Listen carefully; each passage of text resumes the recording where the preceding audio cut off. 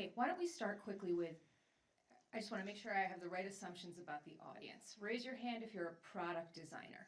Okay, very good. UX designer, is that all the same folks, about the same? Any service designers? Oh yeah, I see you. We're gonna chat. Okay, cool. There's a couple of the things that I had questions about on that front. Who here has recently led a big cross-functional workshop? Okay. How about journey maps, process maps? Who has made one of those recently? Okay. And then who among you learned that something that you put on one of those maps was wrong? Yeah? Okay. Now, who among you is that your favorite part of your job? Oh, service designer. Yeah, I see you. Okay, cool. We're going to talk a little about that today. Product design, service design are sort of two areas of expertise with a ton of overlap.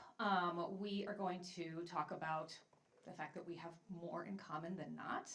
A lot of what we do is also what you do. We'll also talk about what's unique about service design and what makes service design different, and hopefully leave you with some actionable insights on how to incorporate service thinking into the work that you all are doing as design leaders. I want to make sure I know it's on the screen. Okay, it's that. That's me, Rebecca Gimenez. I'm the Senior Manager for Service Design at Airbnb. And a little about my path. Talked about this a little bit, but I think it's worth mentioning to this group that my roots are in visual design. I've been, sort of really still consider that part of my practice, even 20 plus years later. Design strategy, I spent about 10 years doing that, and then service design, sort of like a hop and a skip from design strategy. And I use all of these parts of my practice in my work at Airbnb. I feel a lot of connection and empathy for product designers because of this path. You guys are like my world. I just, really, I think I approach the practice from that place. So I'm going to start with some backstory to establish kind of the conditions that came before us and set the stage for where we are today at Airbnb. So Airbnb, you know it, it's a household name, it's a verb. I'm guessing most of you have used it. Many of you maybe are hosts even. And a big part of what shapes the practice of service design at Airbnb is the unique nature of the business challenge itself. So first of all, we are a two-sided marketplace. So we have to consider the impact of every decision on both supply and demand. So it's a very systemic challenge. Secondly, we're a travel company. And travel is like a classic example of a service. No goods are exchanged, like you were in New York and now you're in Toronto. So there's this intangible quality to it that makes it very service-y. And then thirdly, our job is literally to connect hospitality providers with customers. Hosts are the hospitality service providers, guests are those customers. So it's a very that gives a lot of shape to the service design challenge. So the start of service design at Airbnb predates my team by like a decade. In 2012, Airbnb developed a guest and host journey that became the foundational framework for how the company worked, and this journey was known as the Snow White frames. This is them. The Snow White frames are permanently installed in our San Francisco headquarters. They're basically a storyboard of the guest and host journey that were created through this massive cross-functional effort to devise and validate that journey. We hired Pixar artists, I say we, it was them, to create this journey. And along with that installation is a summary of their intent, which is to remind us to think holistically about the Airbnb experience and to ground all of our work in that user journey. So that user journey that is part of all of our work is really the kind of the core of the product as we know it today. And the Snow White frames remained an organizing framework for the company throughout the years that followed, which marked a period of very extreme growth and expansion. I think, if I'm doing the math right, company revenue increased by like 80x over 5 years, which is a crazy number. And if you think about what's happening with all of that growth, like the more like analog business functions like customer support or claims or things like that, they were scaling so fast that they basically were like building the plane while they were flying. And I sort of think of this is not my term, I saw it on LinkedIn, I just don't know how to attribute it, as like this analog transformation period. And what I mean by this is like, you've all heard of digital transformation. Many of you probably have jobs because of digital transformation commitments that have happened in your companies. And that's where like a non-digital business has to integrate digital capabilities that are gonna change the whole business. And this is kind of the reverse of that. This is like when a born digital company scales and that like drives the growth of the more operationally intensive parts of the business, like a call center or like insurance claims or things like that. So this is, I started working with Airbnb in 2018 as a consultant as they were redesigning these services from the ground up. And the work that we did was we basically embedded with the team to lead service design for customer service, which is tasked with solving like a huge variety of issues, everything from like a problem with your trip to like a dispute over a review or like a payment issue, like you name it. It's like, if it happens on Airbnb, if it happens in the world, it happens on Airbnb, and customer support has to deal with it. So we worked with their team to develop a 5-year vision and a 2-year capability roadmap to get to that vision. And I'm really proud to say that much of that has been realized, especially all the more amazing given that just 2 years later in 2020, like the company was massively impacted by the pandemic, hugely transformed. There were layoffs, there was a major restructuring, the company IPO'd.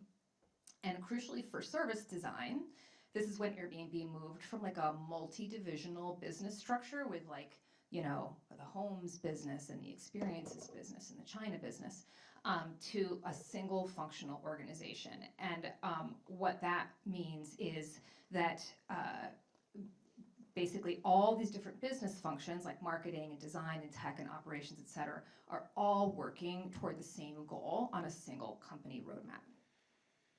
And this is the business environment that I work in today. So after consulting for a few years, I joined Airbnb full-time in 2021 with the mandate to build service design as a capability. I was a team of 1. Since then, I've grown to a team of 5. I am very lucky to lead this little team of amazing practitioners who are showing up every day, delivering amazing, impactful, highly visible work, even under very ambiguous circumstances of being part of a new function that not everyone fully understands. And my guess is that that might be a relevant context for some of you as well. I'm going to tell you, does anyone here not know what service design is? There may be a few of you. Don't be. Oh yeah, okay, cool. Perfect, these slides are for you. So this is how we describe what we do to our internal business partners and customers. So we look across the journey through the customer's eyes, and we bring teams together to co-create seamless experiences. And when I talk about the journey, it's like there are so many journeys and there are so many altitudes to look at, and we are really focused on journeys that span multiple product and operational touch points. So to do that, we have to bridge a lot of gaps between functions. We have to connect the dots between various product teams, operations, policy functions, etc. So as a result of that, our scope spans service experience or the user experience in general, and the underlying business capabilities. So this is sort of like, sometimes you hear service designers talk about like front stage and backstage. This is kind of like a version of that, where like front stage, we're bringing teams together to design the journeys that help users do whatever they need to do. And then backstage, we're bringing teams together to design business processes and business structures that are like efficient and sustainable to be able to produce those experiences without a bunch of like tech and operational debt. We also set expectations for like typical deliverables and work products. So like journey maps, service blueprints, workshops, frameworks, process maps, things like that. You will notice that screens and other high fidelity touch points are conspicuously absent. We do not touch those. I'm privileged to work with some of the most amazing product designers on the planet, and we work really closely with them whenever there's a need to get into like higher fidelity. A little bit about what we work on. So most of our time is spent embedded with teams supporting product launches. So we sit side by side with product designers and product managers and other cross-functional experts, working towards launches. I'm going to share just a real quick example. In our first year, we supported the launch of Air Cover for Host, which is a service that Airbnb provides to reimburse hosts when a guest damages their property. And this work that we did kind of built on that like pre-COVID analog transformation work that laid the foundation for like the future scalability of services like insurance claims, which was a great opportunity for service design to help out. You are not going to be able to read this, that's on purpose. Basically, like, picture the insurance space. Some of you probably work in the insurance space, I'm guessing. Tons of process complexity. There's like evidence collection, there's like dispute resolution, there's regulatory compliance. We're operating in like every country on the globe, so like regulatory compliance is very complex. And this is like a great opportunity for service design to help by mapping all of that complexity out so that we could figure out all the requirements. There were a bunch.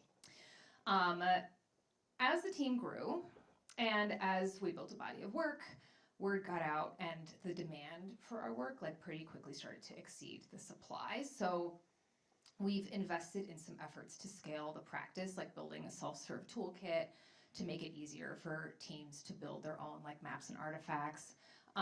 We also joined up with the design education team at Airbnb to offer some courses on service design. So our Service Design 101 course is now required for every new hire in design, and actually was the #1 rated course in the design learning program last year. We are very proud of that.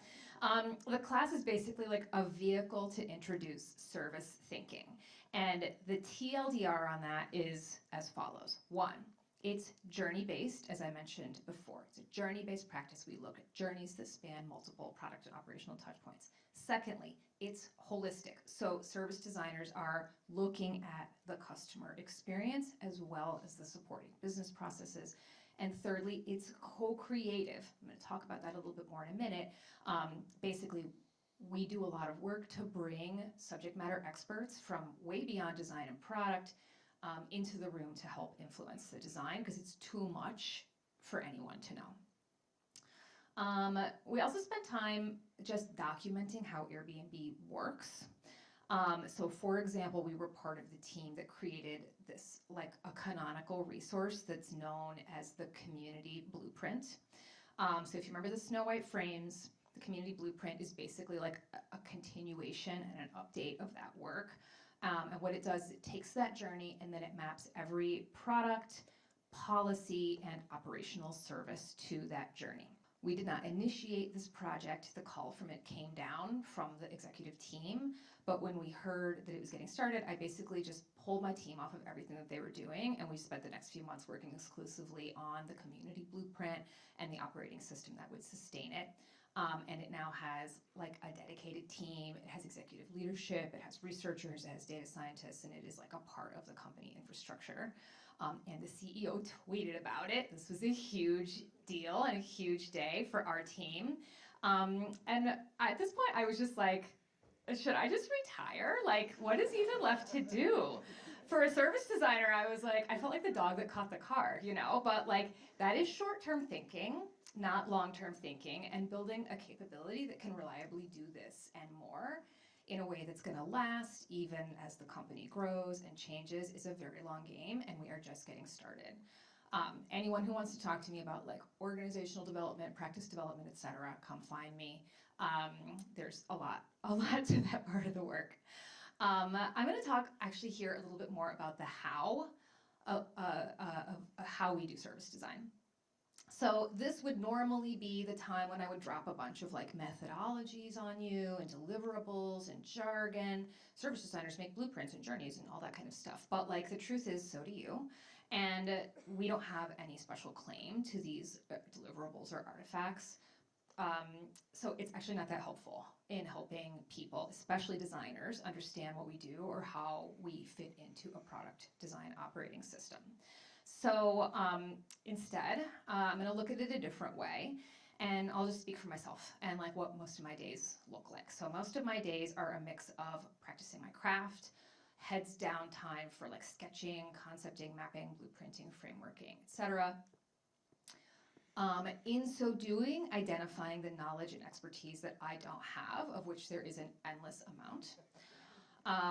Tapping into the vulnerable space of asking for help, and lastly, creating space for experts, including non-designers, to deeply influence the design. This is not designed by committee. This is for you, the designer, to know the things that you need to know to make a great design.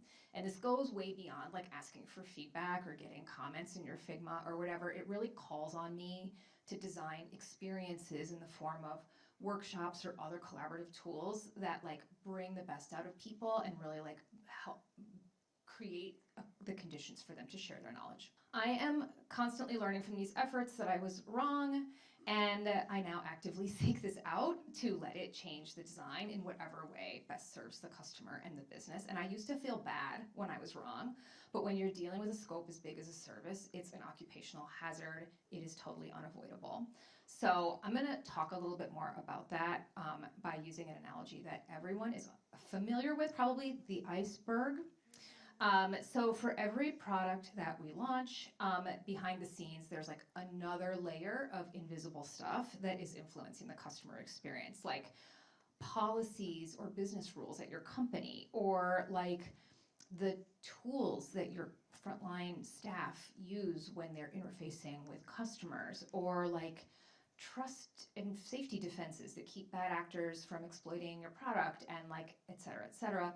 And then beyond that, there is like an even deeper layer, like there's like an endless list of things like making sure we have enough operational staff, systems integrations, like the terms of your partnership agreements, you know, making sure we're staying on the right side of regulatory compliance across the globe. It is so much, and you cannot know it all. I am here to tell you that, and that if you did, it would be paralyzing. I truly believe this. And I truly believe that you should not try.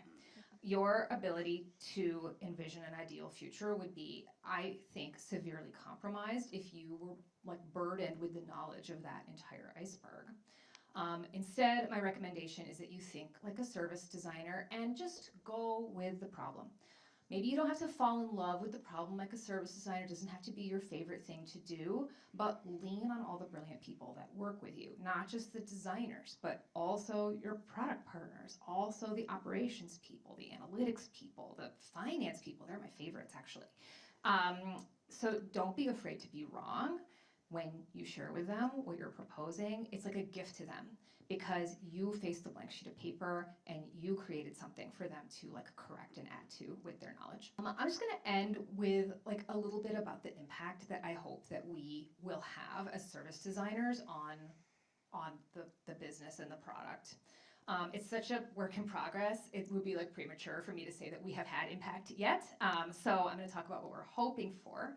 And you can ask me in 5 years if it worked. So the first outcome I hope to drive is internal harmony. And I don't mean like easier work days with no conflict. I mean harmony in how the business is designed, the interfaces between teams, like connecting our business systems more fully with the experiences that we want to deliver to customers, and all the stuff that's like invisible but has a huge impact on the customer experience. I mean, I'm sure you've used Airbnb. It is a marvel of craft and attention to detail and systems thinking. And as we build our practice, I believe it's going to become easier to like help harmonize the whole business, even the invisible stuff, so that it is as like beautiful and a jewel box as the app itself. But secondly, I hope that our work can enhance creativity. I have a theory that like, you know, sometimes designers resist like process, and you know, because I think process can be like a little bit linear, and Airbnb is a very design-driven company, and process is sort of like, we're sort of process allergic. And I think the reason for that is that design is very iterative, and it like loops back on itself. Like you have an idea, you make it, through making it, you realize your idea was wrong, you have a new idea, etc. And if you're hoping for a linear and sequential like product development process, this can feel like swirl.